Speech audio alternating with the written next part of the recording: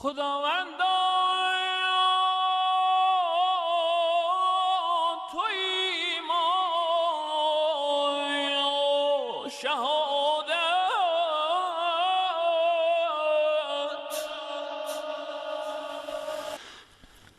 سلام.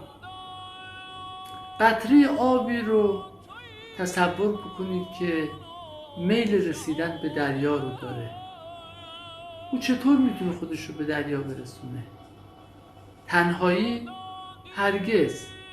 هیچ راهی وجود نداره که یک قطره به تنهایی به مقصدش برسه. اما در نظر بگیرید در همون لحظه بارانی جاری بشه، رودی جاری بشه و سیلابی جریان پیدا بکنه.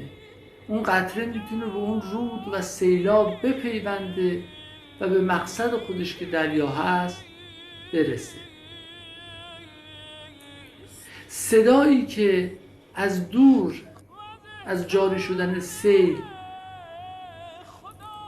بلند میشه رو مولانا به ندای ماه سیام تشبیه کرده. صلایی که میزنن دینداران، صلایی که میزنن بزرگان به این که بیایید و روزه بگیرید، مثل صدای اون سیله و به قطرهای وجود ما دعوتنامه میفرستن که بیایید به این رود، به این جریان سیال بپیوندید و خودتون رو به دریای حقیقت برسونید. چه تشبیه زیبایی است که در شعر مولانا شاهد اون هستیم.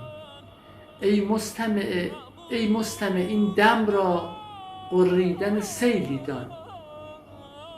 ای مستمع این دم را، یعنی ماه مبارک رمضان را، غریدن سیلی دان.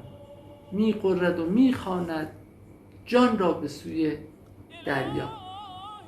قطره جانتون واصل به دریای حقیقت بشود انشاءالله در ماه مبارک رمضان.